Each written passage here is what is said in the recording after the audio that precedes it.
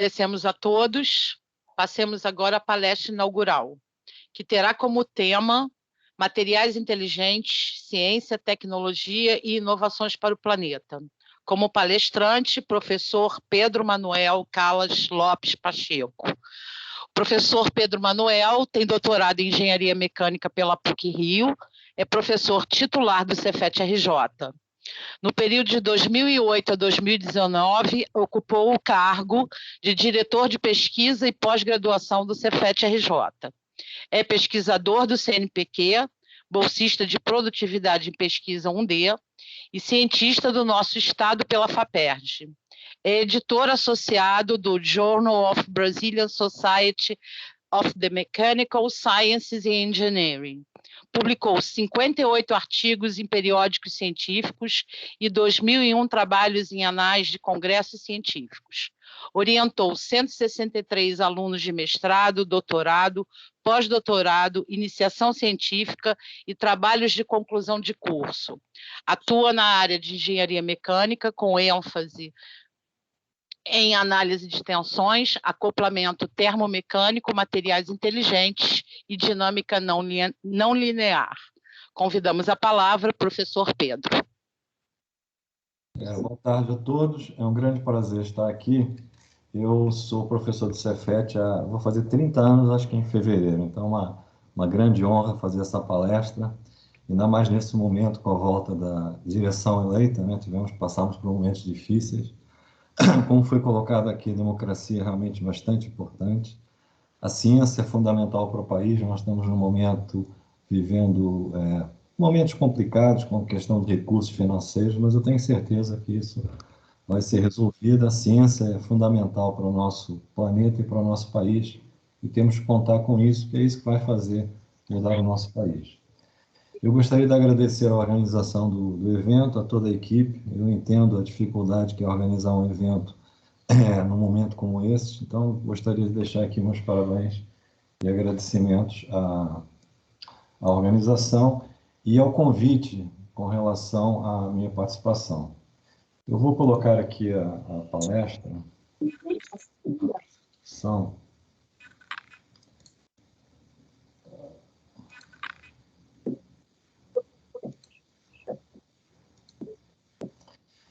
Bom, a área de materiais inteligentes é uma área bastante complexa, é uma área bastante interessante, ela envolve a integração de diversas áreas, então digamos, é um tema que eu acho bastante apropriado para a Semana Nacional de Ciência e Tecnologia, que trata da questão de ciência, tecnologia e inovações para o planeta.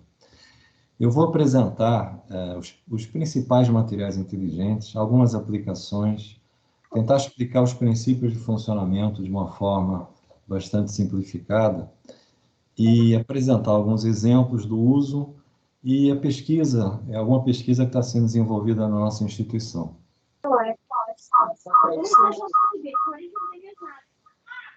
Bom, a primeira pergunta que se faz, o que é o material inteligente, né? Nós estamos vivendo um momento em que falamos de inteligência artificial, da questão das máquinas dominar o mundo, né? Então a gente pergunta, os materiais também eles pensam, eles podem agir, eles têm vontade própria? A ideia não é essa, né? A definição de um material inteligente está mais associada à sua atuação, como é que ele funciona. Então, uma boa definição de materiais inteligentes seriam materiais com características intrínsecas, quer dizer, características próprias, que elas podem ser exploradas em sistemas ou estruturas, os quais podem apresentar um comportamento inteligente. Então, repare que o material não é inteligente por si mesmo, né? Na realidade, envolve o uso desse material em alguma estrutura ou algum dispositivo. Então, a inteligência não está no material, ela está na aplicação dessas propriedades, que são propriedades diferenciadas. A grande aplicação é em sensores, medir temperatura, pressão, e a questão dos atuadores, que são dispositivos que vão fazer alguma ação sobre algum objeto. Então, eles têm a capacidade de sentir o ambiente e responder a um estímulo externo através de uma ação. Esses materiais, quando são colocados em um dispositivo, eles conseguem perceber o ambiente e fazer alguma ação para corrigir, para informar alguma ação. Então, a inteligência viria mais dessa atuação como característica de resposta ao meio ambiente, né? Ao ambiente. Tipos de materiais. Temos metais, ligas metálicas, polímeros, cerâmicos, compósitos. Então, existe uma grande gama de materiais que podem ser considerados inteligentes e a cada dia são lançados novos materiais, são descobertos novos materiais. Muitas vezes o material já está sendo usado, quer dizer, foi descoberto já há muito tempo e ele passa a ter uma utilidade e ele acaba sendo classificado como material inteligente. A natureza, acho que é o melhor professor que nós temos para aprender a fazer projetos. Realmente, os projetos da natureza são os projetos melhores feitos, né? A gente pode acreditar em Deus ou não, mas, de qualquer forma, todo o processo de seleção natural acaba resultando em projetos que são projetos otimizados totalmente. Então, quem conhece a pinha, uma pinha,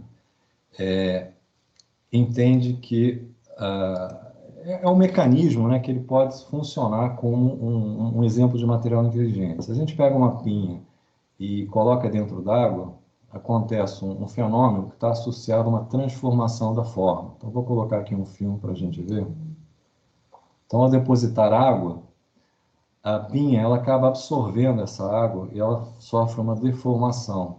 Isso aqui está acelerado no tempo, né?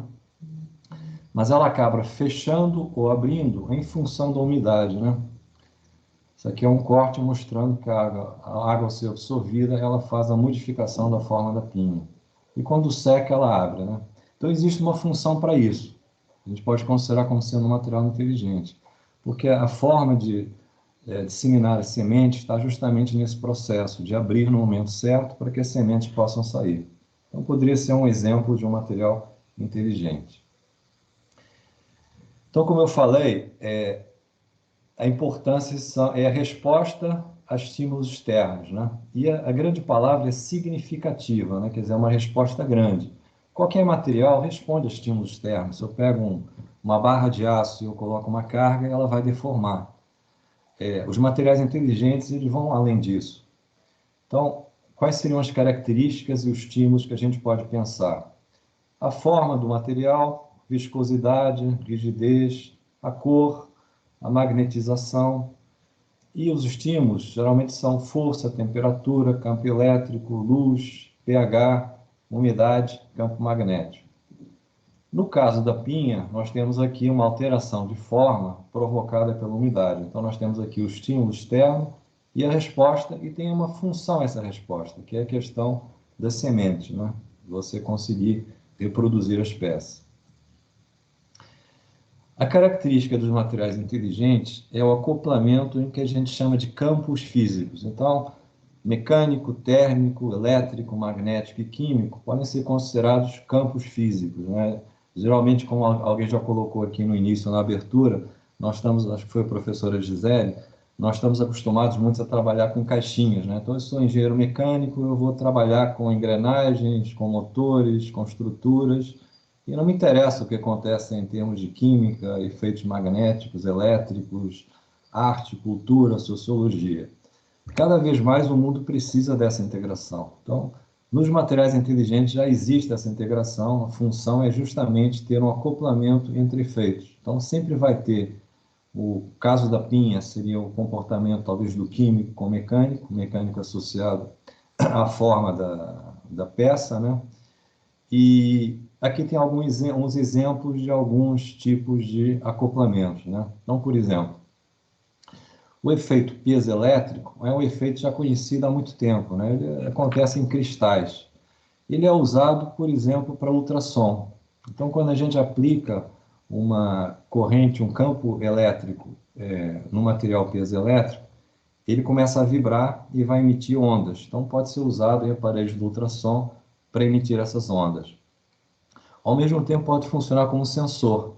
Então, se ele receber vibrações mecânicas, ele consegue transformar isso numa diferença de potencial, numa voltagem, que a gente pode medir, podemos gerar energia com isso, mas existe um acoplamento entre esses dois campos. No caso da memória de forma, nós temos o acoplamento entre o térmico e o mecânico. Tá? Então, aquecendo uma peça, eu consigo grandes deformações e deformando aquela peça, eu posso gerar temperatura. Então, seria um outro acoplamento.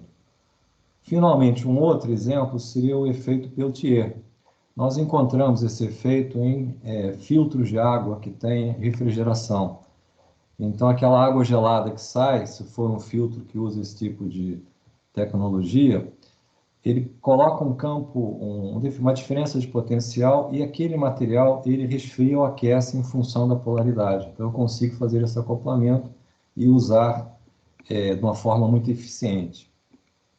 Uma característica interessante desses materiais inteligentes, né, em inglês é Smart Materials ou Intelligent Materials, é que eles são extremamente eficientes. Imagine o caso de um carro, né?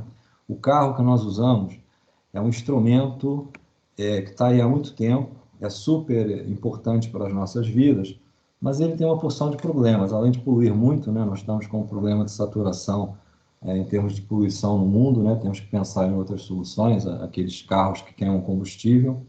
É um processo que não é nada eficiente. Eu tenho uma explosão, um processo químico, aí desenvolve-se uma pressão, empurra um êmbolo, depois tem engrenagens, correias, para depois as rodas começarem a girar. O motor aquece muito, então assim, a quantidade de perda de energia torna o processo extremamente não eficiente. Por quê? Existe uma porção de etapas até que se atinja o objetivo final, que é colocar a roda para rodar, né? Já os elementos com materiais inteligentes, geralmente a conversão é direta. Então, aqui no peso elétrico, eu coloco uma corrente elétrica e não tem que passar por engrenagens, sistemas complexos. Eu simplesmente, o próprio material vai já se deformar e eu consigo gerar ondas. Então, a característica dos materiais inteligentes, dos sistemas, é que nós conseguimos dispositivos bastante compactos, muito leves e com baixas perdas de energia. Então, acredita-se que isso seja a solução. Muitos dispositivos estão sendo trocados para esse tipo de efeito. Imagine aqui o Peltier. Outra forma de você resfriar é através de um compressor, que tem parte mecânica, geração de calor. Então, esse tipo de material acaba sendo extremamente interessante em muitas aplicações.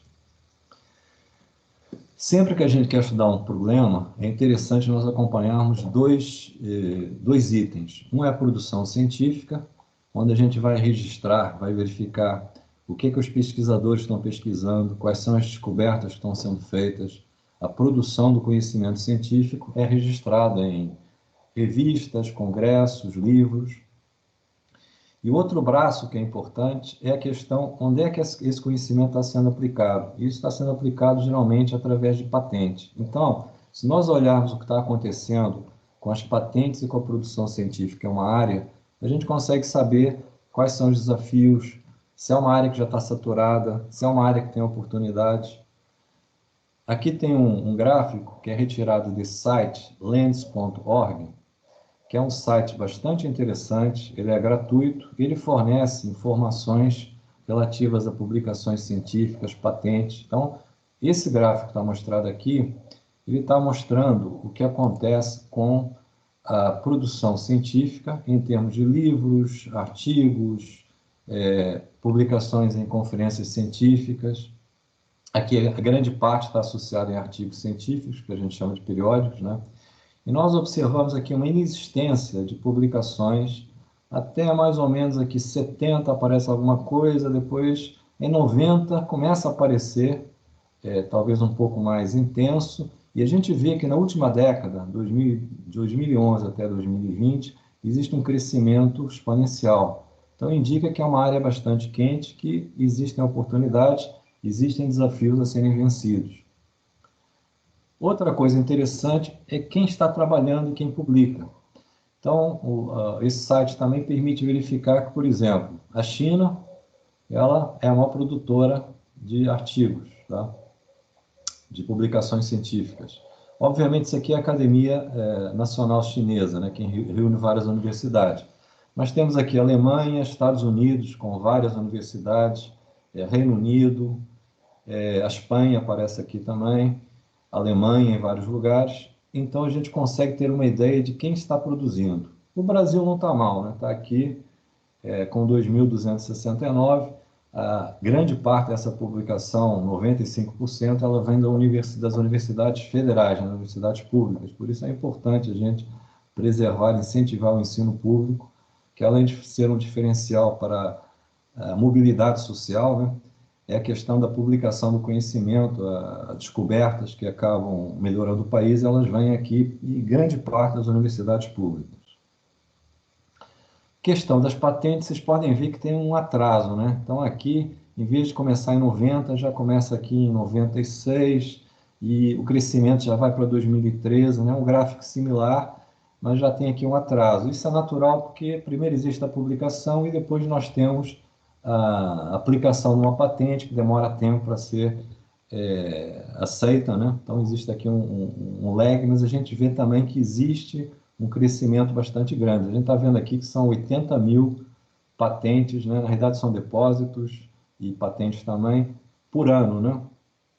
E enquanto que aqui nós temos 25 mil trabalhos publicados por ano. Não sei se está acontecendo agora. Então, um número bastante grande, né? Voltando aqui às patentes, quem faz essas patentes? Quem deposita? Estados Unidos, 500 mil de patentes. Nós temos aqui em seguida o WIPO, que é uma organização internacional da ONU que permite o registro de patente. Você faz um registro e ela se torna válida em vários países. Tem aqui 100 mil. Depois nós temos a Europa e depois nós temos a China. Mas existe aqui uma grande diferença de produção. E quem são as empresas? Se nós olhássemos isso há uns anos atrás, nós veríamos empresas, talvez, fabricantes de automóveis, outro tipo de empresa, né? Hoje em dia nós temos empresas TI, basicamente que fabricam computadores, dispositivos e produzem software. IBM, Samsung, Qualcomm produz chips para celulares, Intel, LG, a Apple, Microsoft, Google, Samsung aqui de novo, se a gente juntar esses dois é o que produz mais, e AT&T. Então, a gente tem uma ideia de quem está produzindo e quem está investindo para registrar patentes que podem depois ser usadas para aplicações para a sociedade, né, na indústria, por exemplo. Bom, vamos ver agora quais são os tipos de materiais inteligentes.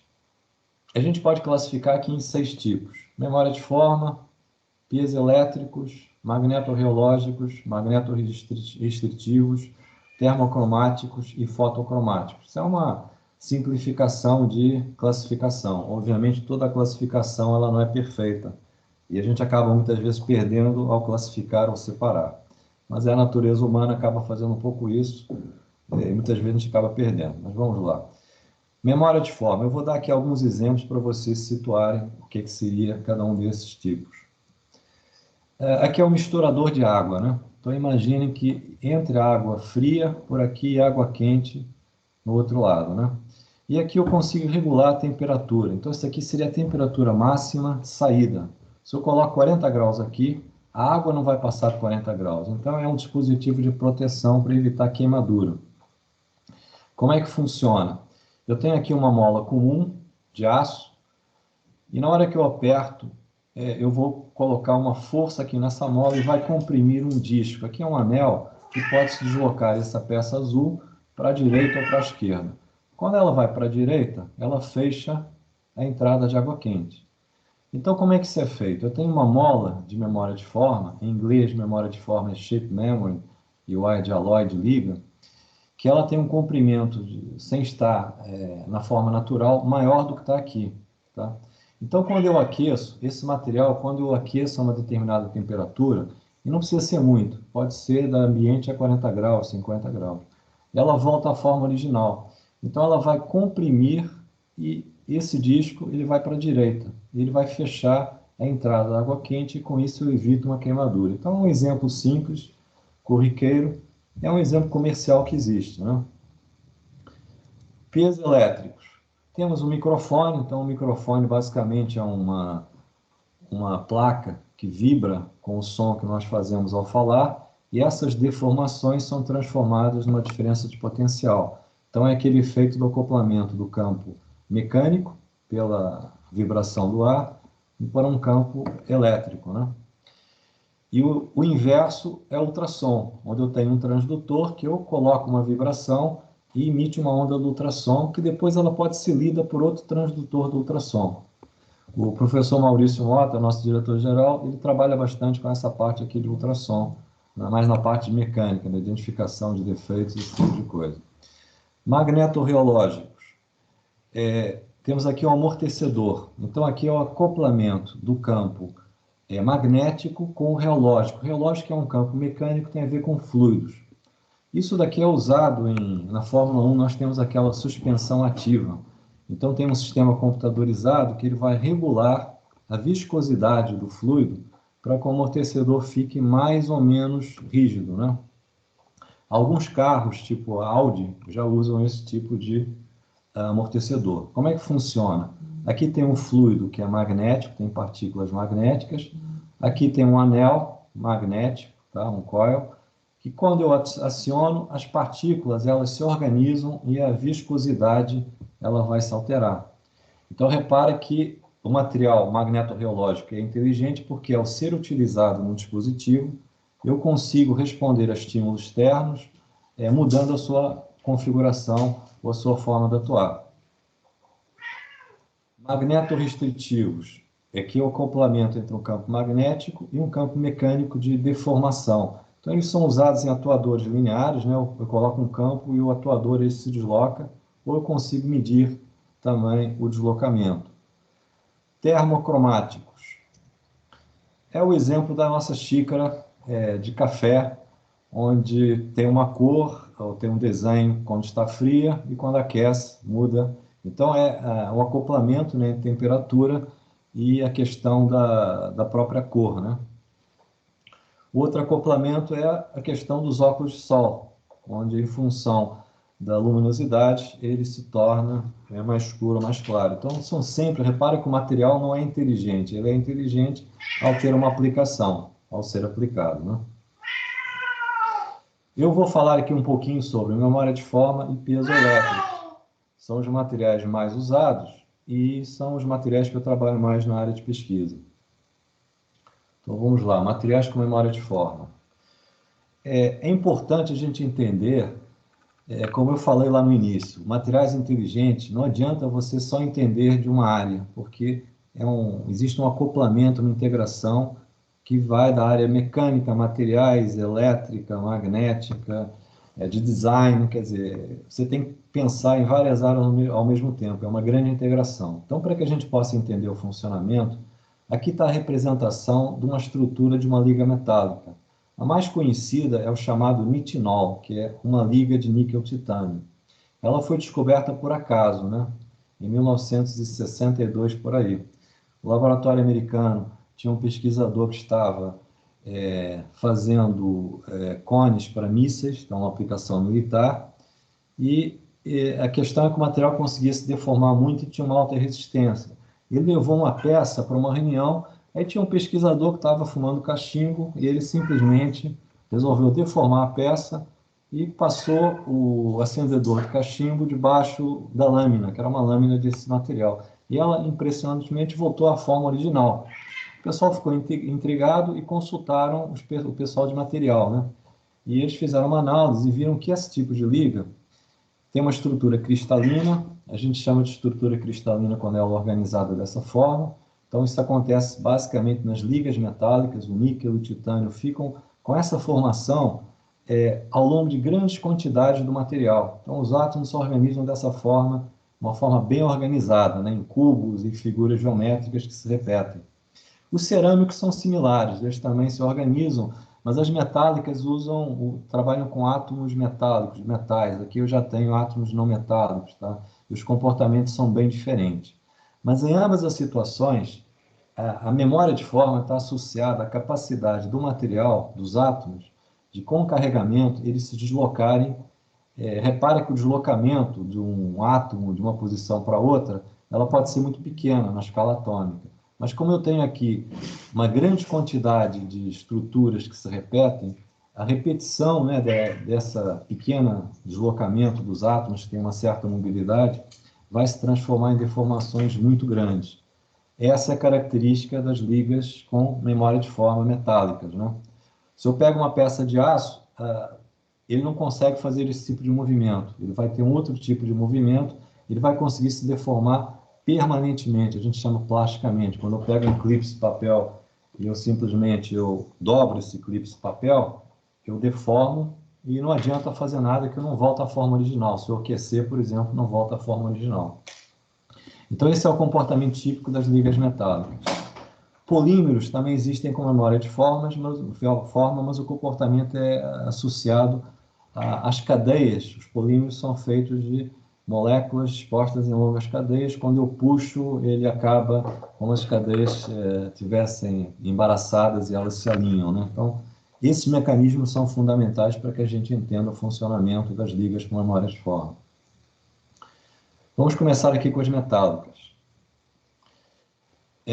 Isso aqui seria o níquel-titânio. Vamos tentar entender como é que funciona. Vamos pegar aqui o item 1. Então, essa liga, aqueles átomos, eles estão organizados nesse zigue-zague. Tá? Essa é a estrutura normal a uma temperatura ambiente. Ele está assim. Quando eu puxo, imaginar que eu vou puxar a minha estrutura. Quando eu puxo, os átomos, eles conseguem se deslocar. Então, imagina, esse átomo estava aqui, veio para cá, esse para cá, e ele vai se alinhar nessa reta. Tá? E, de novo, em termos atômicos, isso é uma distância muito pequena, mas se eu somar muitas distâncias, eu consigo uma deformação muito grande. A peça vai mudar de forma de um modo impressionante. Se eu aqueço essa peça, e esse aquecimento não precisa ser muito alto, aumenta a temperatura em 20 graus, 30 graus, 50 graus, nada mais do que isso. Normalmente o aquecimento é feito ou com ar quente, tipo um aquecedor de cabelo, né? Geralmente a gente usa um soprador industrial, ou através de uma corrente elétrica. Quando a gente coloca uma torrada numa torradeira, o que está acontecendo lá é que existe um fio condutor, e ao se passar uma corrente elétrica pelo fio, ele acaba aquecendo. Tá? Então, uma das formas mais usadas para aquecer materiais com memória de forma é através da passagem de uma corrente. Então, quando isso acontece, os átomos conseguem voltar a uma posição mais organizada e depois, quando resfria, vem para cá. Então, esse é o efeito da memória de forma. Aqui nós temos uma estrela que foi feita no laboratório do Cefet e a forma original dela é uma estrela. Tá? Então, o que o aluno aqui está fazendo? Ele deformou a estrela e quando passa uma corrente elétrica, a estrela volta à forma original. Tá? Aqui do lado nós temos um outro exemplo, onde eu tenho aqui um fio, que a configuração é essa enrolada, e aqui eu tenho um copo, uma caneca com água quente. Quando eu deformo esse fio, vou esticar o fio e coloco na água quente, que não está talvez a 80 graus, 70 graus por aí, ele volta à forma original. Tá? Então esse daqui é o que a gente chama de efeito de memória de forma. Aqui um exemplo para comparar uma peça de aço e uma peça de memória de forma. Então, isso aqui é uma simulação. Aqui eu tenho uma barra. A barra de aço ela conseguiria deformar até esse ponto sem plastificar, ou seja, sem mudar de forma permanentemente. Já uma liga de material inteligente, ela consegue umas 30, 40 vezes mais, tá?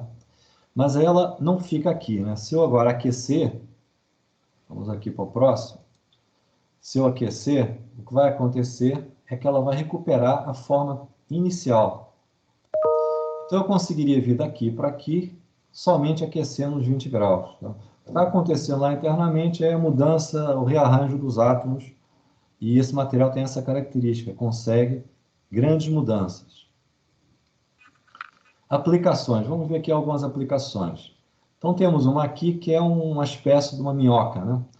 Por que o pessoal está fazendo isso? São robôs para acesso a regiões difíceis. Tá? Então, estão usando, basicamente, é uma estrutura deformável com fio com memória de forma, e esse fio e essas molas vão fazer com que esse dispositivo se movimente de uma forma bastante interessante. Então, vamos ver aqui o exemplo.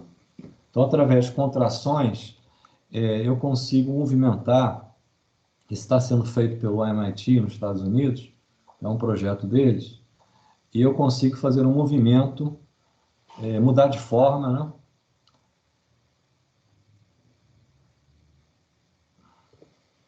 E o que está acontecendo internamente são molas que estão aqui internamente, de memória de forma. É interessante que ele é bastante resistente, eu posso pisar nesse robô, que não vai acontecer nada com ele, né? É bom para o laboratório de pessoas mais distraídas, que acabam estragando o equipamento.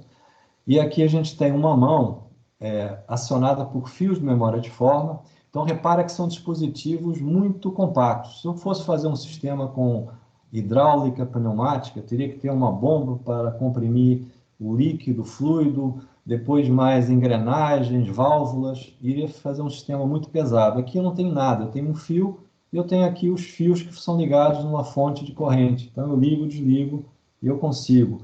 Muitas coisas estão sendo feitas com Arduino, que é um sistema muito barato que você consegue programar e você consegue fazer esses movimentos interessantíssimos. Já aqui são fios de memória de forma, de novo. Geralmente as garras hidráulicas exigem todo um equipamento de bomba, de compressão do fluido, válvulas que são caras e pesadas. Aqui apenas com liga e desliga uma corrente elétrica eu consigo fechar e abrir as mãos. Esse exemplo é da Florida Atlantic University e trabalha com comandos por sensores instalados no braço da pessoa. Então vamos dar aqui uma olhada nesse. Então repare que ele tem aqui um dispositivo, ele está controlando, abrindo e fechando a mão, e os dedos eles vão abrir e fechar. A outra característica, além de ser extremamente compacto, é que esse material consegue movimentos muito suaves, que nem a mão, né? Quando eu faço isso com o sistema hidráulico, o movimento é bastante, digamos, mecânico, né? Com esse eu consigo fazer movimentos bem mais precisos e suaves, tá? Então ele está tirando a tampa da garrafa de água com esse sistema. E o que ele está fazendo é colocando corrente elétrica para abrir e fechar os dedos, né? Outro exemplo são estruturas origâmicas, né? Então isso daqui é uma dobra do origami, chamada de water bomb, que se faz, a gente consegue fazer geometrias incríveis com os origamis. São estruturas leves, compactas, então eu consigo grandes mudanças de forma, e as ligas com memória de forma ajudam a tornar essas formas possíveis. Então aqui eu tenho uma roda de robô, isso aqui é um robô, tem uma roda à frente e atrás, e o desafio aqui é mudar a altura, o diâmetro da roda. Muitas vezes o robô não consegue passar por baixo de uma região. Então, uma forma de conseguir permitir isso é através da mudança do diâmetro. Então, vamos ver aqui um filme. Aqui ele está aumentando a corrente e a roda ela acaba diminuindo o diâmetro e aumentando quando esfria. Então, eu consigo mudar a estrutura de uma forma bastante grande com um dispositivo muito simples. Ele então aqui está mudando o diâmetro para passar por baixo do obstáculo.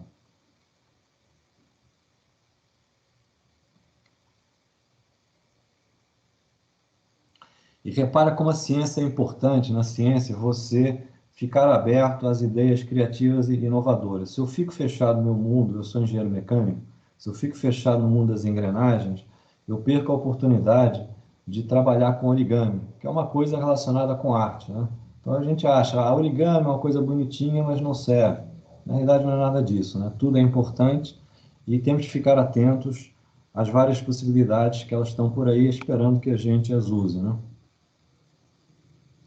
Outro exemplo interessante, inclusive, isso aqui é uma área muito interessante, que são sistemas bioinspirados. Então, tem uma área que procura, de alguma forma, copiar os projetos da natureza. Como eu falei, a natureza é o melhor professor que a gente tem.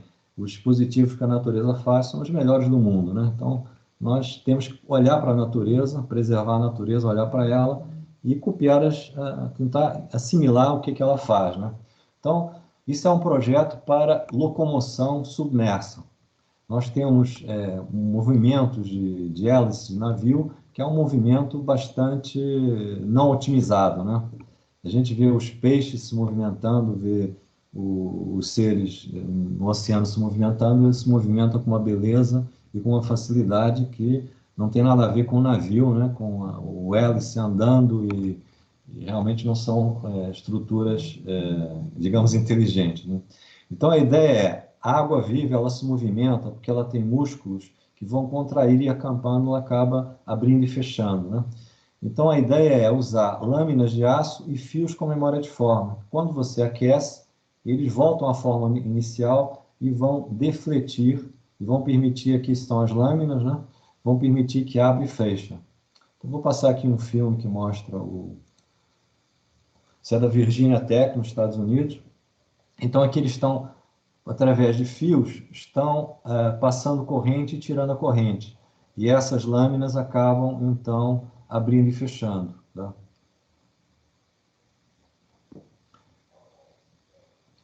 Existe tem uma aluna de iniciação científica do médio que fez um projeto semelhante, vai apresentar na quarta-feira na JIP, né,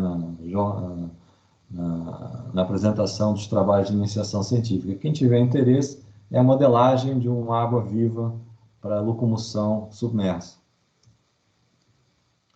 Polímeros com memória de forma. Então, saímos das ligas metálicas, vamos para os polímeros. A ideia de um polímero com memória de forma o polímero, como eu falei, são longas cadeias que, quando você deforma, elas acabam se alinhando. Então, existe uma programação. Eu aqueço o material acima de uma temperatura de transformação, eu deformo o material e os frio. Quando isso acontece, ele congela nessa forma. Depois, quando eu aqueço, ele volta à forma original. Então, essa é a ideia dos polímeros. Vamos ver aqui aplicações. Quem trabalha com eletrônica certamente conhece o tubo termorretrátil. Então, é um tubo feito de um polímero que ele tem um diâmetro menor do que o diâmetro aqui dos fios que a gente quer juntar. Isso aqui é uma solda, né? E uma forma de proteger a solda é você enrolar fita isolante. Mas um trabalho muito melhor, fica muito mais apresentável e seguro, é usar esse tipo de tubo. Vocês vão ver como é que funciona. Então, inicialmente, ele tem um diâmetro menor do que esse. Ele seria um diâmetro menor até que o fio. E ele é deformado, né? Então, ele vai para aquela forma, seria o processo da programação. Eu aqueço, deformo, depois frio. Ele está com um diâmetro maior. Aí depois eu venho aqui, coloco o tubo e eu vou aquecer com um aquecedor térmico, né? Tipo um aquecedor de cabelo, né? E aí ele vai encolher e vai fazer ali uma fixação. Outro exemplo é o uso de filamentos de impressora 3D. Então, isso é um polímero que pode ser colocado na impressora 3D, que ele tem o efeito memória de forma. Então, uma peça que é água quente, o primeiro passo é aquecer e eu deformo. Então, eu consigo deformar essa peça para uma dimensão ou uma forma que eu quiser. Enquanto tiver frio, vai estar com essa forma. Se eu aquecer, ele agora vai colocar na água quente, ele vai agora voltar para a forma original, praticamente imediatamente, né? Então, é uma aplicação onde a gente consegue mudar as peças com memória de forma. Aqui nós temos impressão 4D. Então, essa é uma área nova, né, que se chama 4D. Vocês podem pensar, 4D só existe em 3 dimensões, mas é que nem na teoria da relatividade, a quarta dimensão é a dimensão do tempo, né? Temos 3 dimensões espaciais e a quarta é o tempo. E na quarta do tempo é que entram os materiais com memória de forma. Então, a ideia é fazer peças com materiais com memória de forma e a quarta dimensão é o tempo da mudança da forma. Então, aqui nesse exemplo, que é do MIT também, dos Estados Unidos, é feito aqui um cubo. Então, está sendo impressa aqui num polímero com memória de forma.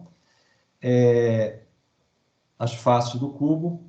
E quando se coloca na água quente, ele volta a uma forma, que seria a forma do cubo, né? Faço um treinamento e eu consigo mudar a geometria de uma forma bastante drástica. Isso daqui não está sendo ampliado em termos de deslocamento, é realmente o deslocamento que essas peças fazem.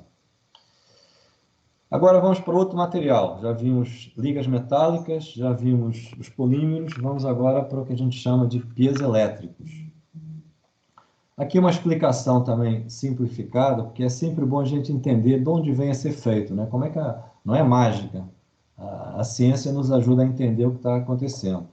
Ele foi descoberto pelo Pierre Jacques Curie em 1880, por aí.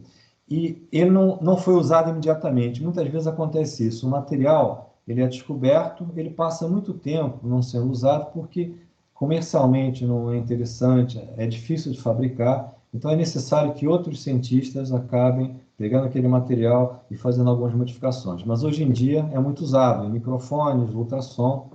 E o que acontece com esse material?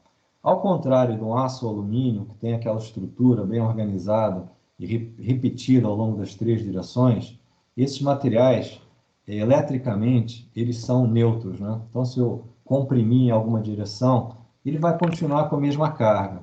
Já os cristais de quartzo, eles têm uma assimetria. Então, se eu olhar nessa direção, é diferente de eu olhar nessa. No caso aqui, dessa não. Qualquer direção vai dar a mesma coisa.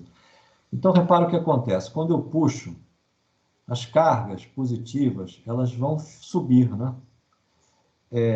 Elas vão se deslocar para cima. Então, essa região fica mais positiva e essa região que as cargas negativas vão mais para baixo, ficam negativas.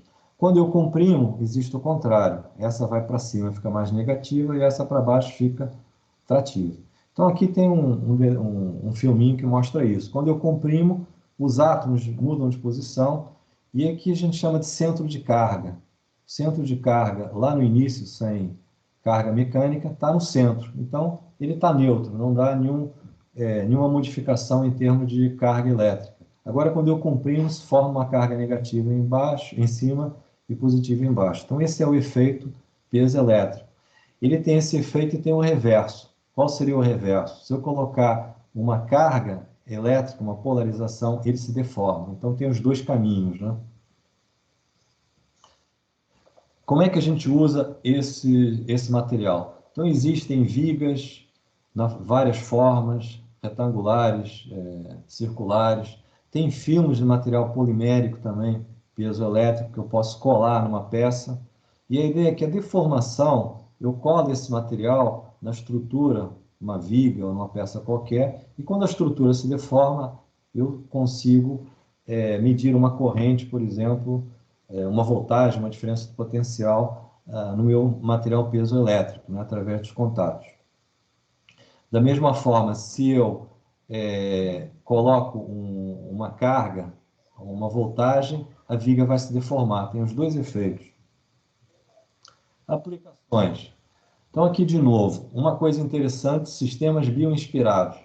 A gente sabe que a natureza, os projetos são os melhores do mundo, né? Nós tentamos imitar, somos meros aprendizes. Então, a asa de uma gaivota é assim, ela muda de forma à medida que a gaivota levanta voo, faz um voo de cruzeiro. Ela é uma asa que a gente chama de morphing wings, né? Ela muda de forma do jeito que a gaivota quer. Nós, de uma forma bastante rudimentar, mas nem tanto, né? Nós evoluímos muito ao longo de todos esses anos como seres humanos, em termos de tecnologia, em outras coisas nem tanto. E nós fazemos flaps, que são superfícies móveis, né? Mas são muito rudimentares quando nós comparamos aqui a uma gaivota. Então, a Universidade de Michigan tem aqui uma proposta que usa materiais piezoelétricos para tentar fazer o que a gente chama de morphing wings, né? Asas que têm a modificação. Então, vamos lá. Esse material é um material piezoelétrico, então aqui eu tenho um sistema que vai gerar corrente. Ela é controlada por um computador, então liga ou desliga a corrente. Com isso eu consigo deformar, imagine isso aqui a ponta da asa, eu consigo moldar a asa, não é como uma gaivota, certamente, mas é bem melhor que os flaps, né?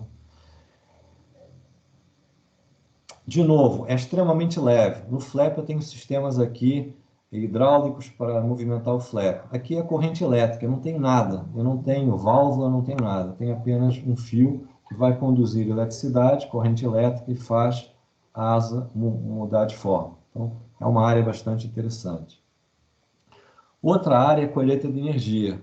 O professor Rony falou aí da questão da energia.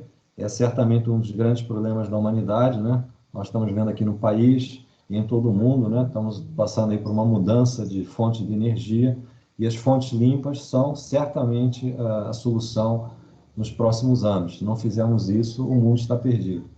Então, uma área é dispositivos vestíveis. Hoje em dia, todos nós temos celulares, dispositivos, estamos entrando no mundo da internet das coisas, geladeira tem sensores, tudo tem sensores, e precisamos de energia de uma forma remota. Eu não quero ter que ligar, eu detesto fios, né? Tudo aqui em casa que eu posso, eu tiro os fios e tento fazer sem fio, porque o fio realmente é bastante complicado. Então, a tendência é você ter a tua fonte de energia junto com o dispositivo.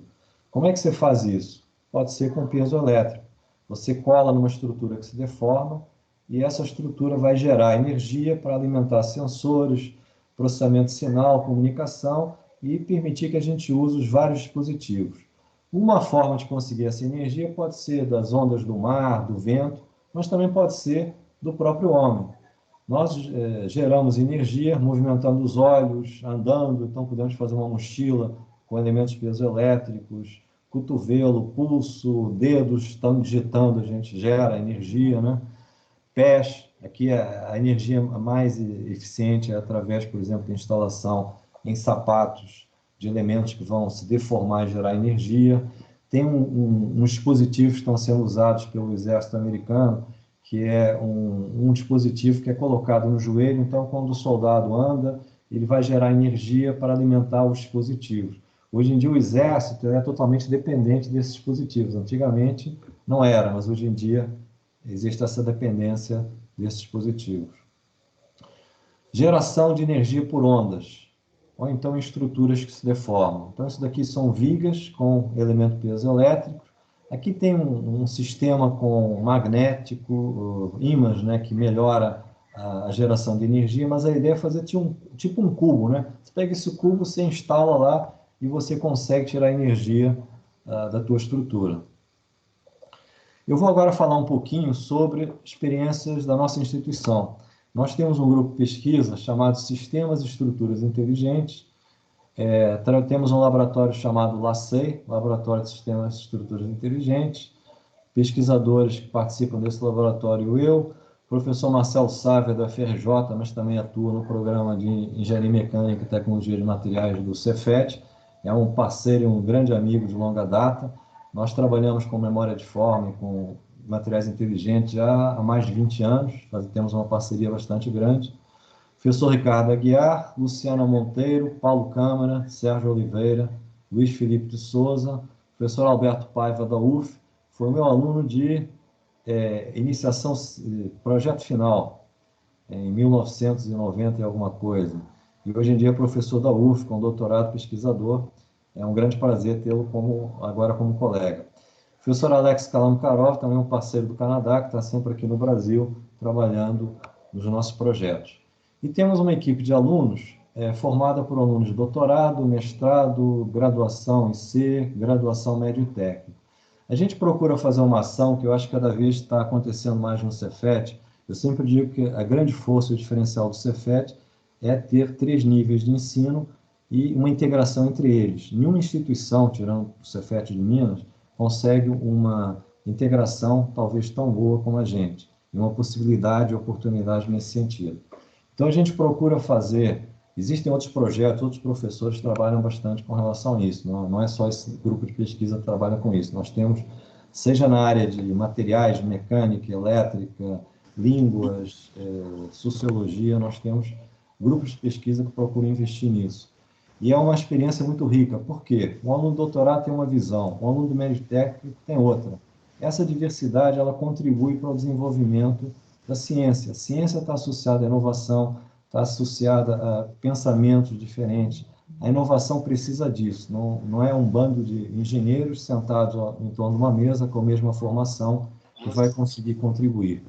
Então, essa troca, ela ajuda a desenvolver os projetos, mas também ajuda na questão da integração, sim?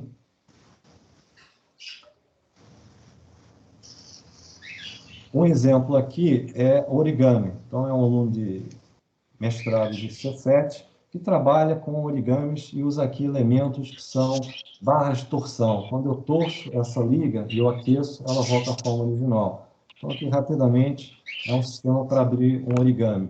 Onde é que pode ser usado isso? Em painéis solares, em rodas de robô e outras coisas. Esse é um projeto com aluno de graduação do PIBIC, junto com a Aerodesign do Cefet. Então, a ideia é substituir os atuadores de flap por fios com memória de forma para atuar o flap. Então, aqui tem a atuação, está sendo colocada uma corrente elétrica e o flap está sendo acionado. Quando a temperatura reduzir, esfriar, o flap volta para a forma original, né? Absorvedor de vibração.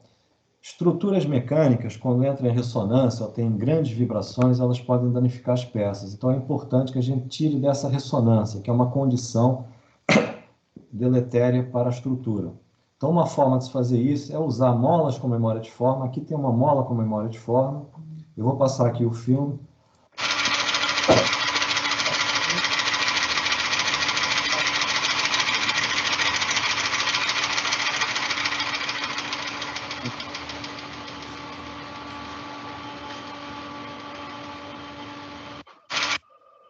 Outro exemplo de colheita de energia, você é um aluno de graduação, orientação da professora Luciana, que trabalha aqui com piezoelétricos para gerar energia. Aqui é um uso sinergético, então é um aluno doutorado, o Arthur Adeodato, que está fazendo um trabalho que ele usa liga com memória de forma e piezoelétrico, o peso para colher energia, e a liga para mudar a rigidez da peça e mexer na frequência.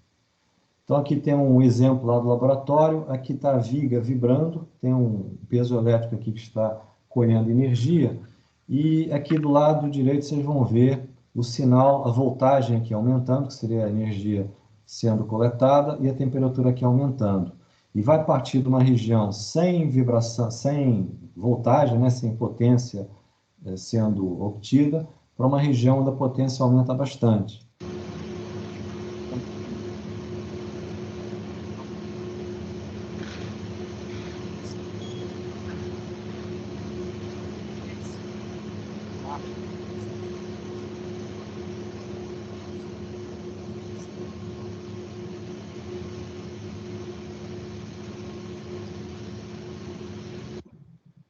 Bom, eu já estou terminando, mas eu gostaria aqui de mostrar um projeto que tem tudo a ver com materiais com memória de forma e tem tudo a ver com o Cefet.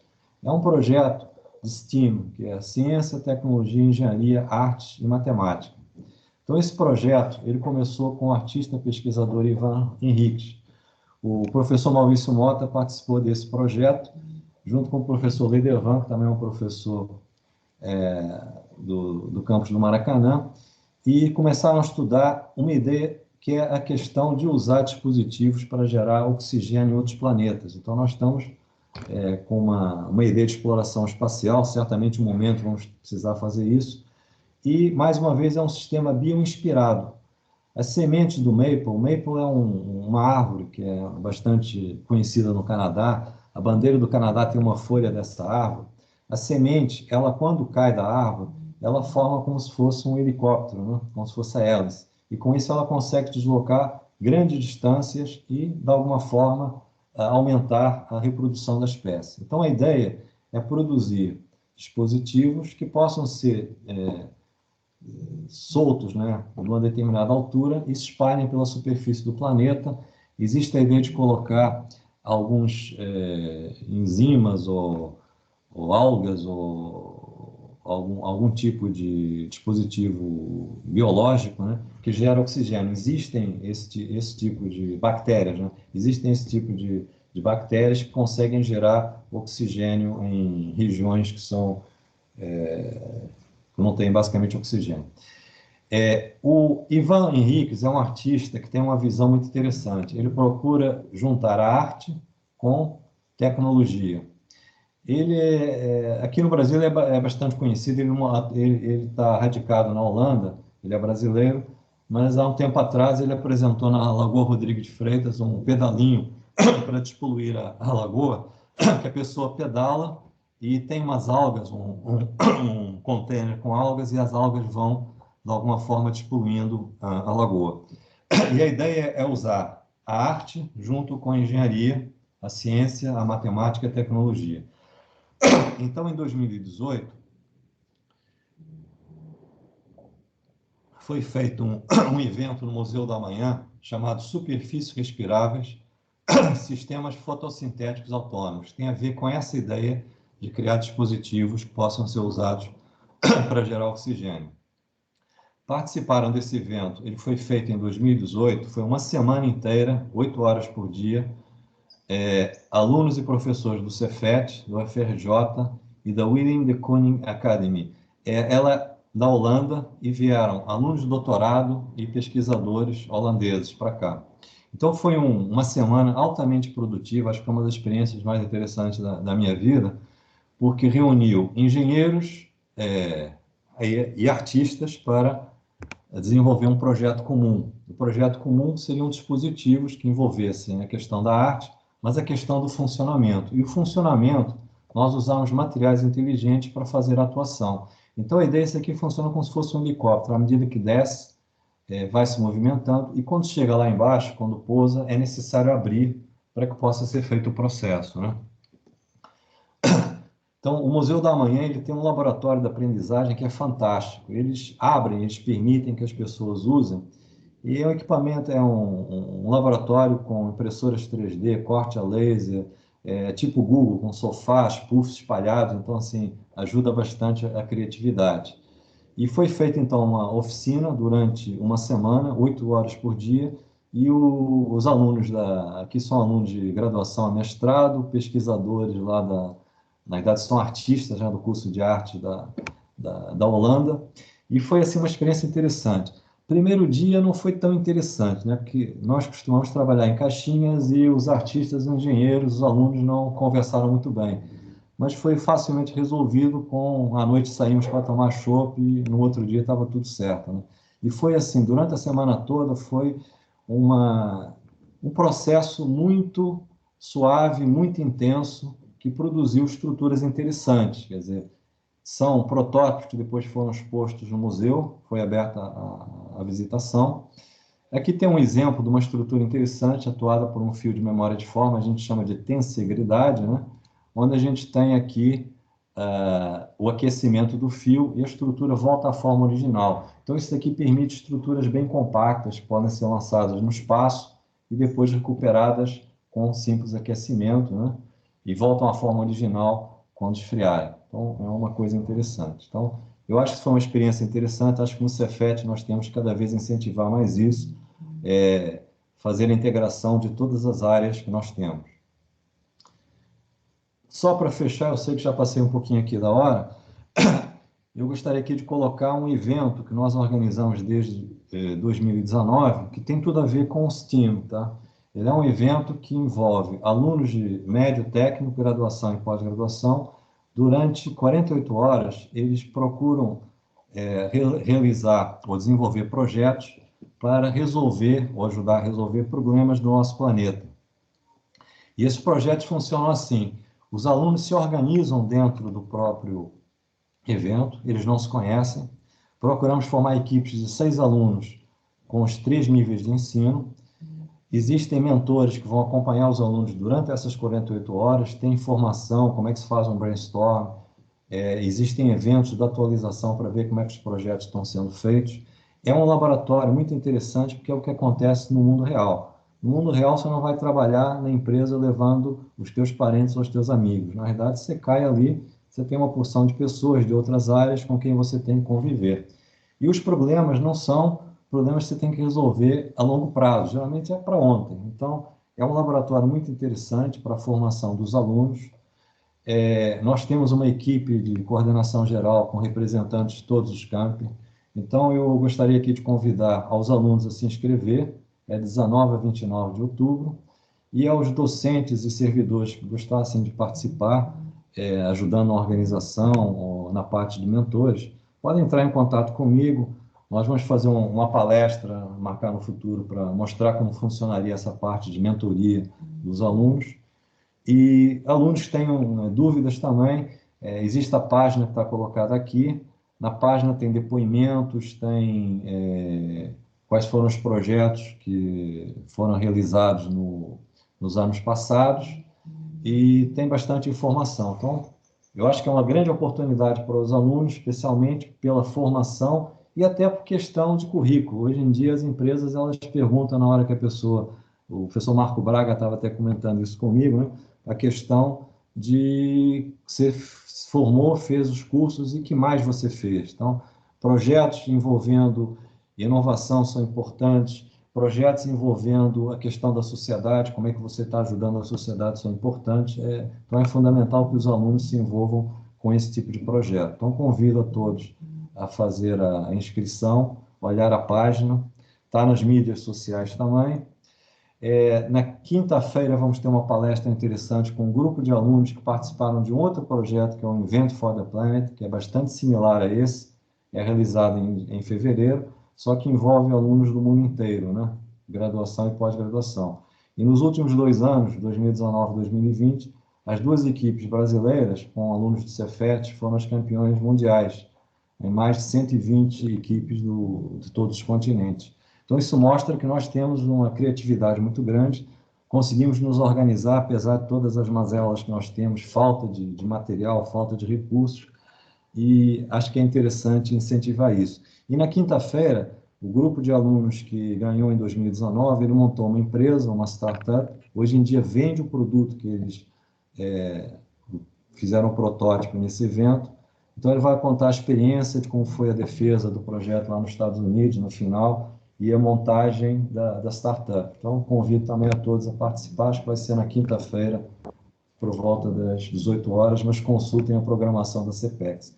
E a CPEX eu acho que é uma maravilha, é um evento importantíssimo que reúne ensino, pesquisa e extensão, a oportunidade de nós integrarmos todas as nossas áreas, seja em qualquer área do conhecimento. Vocês viram aqui que tem engenharia, ciência, física, matemática, artes, tudo está envolvido, tudo é importante, os projetos grandes vão ser certamente os melhores projetos, considerando tudo isso.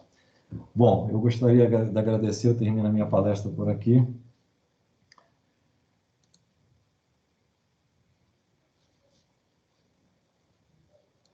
E passo, então, a palavra à organização.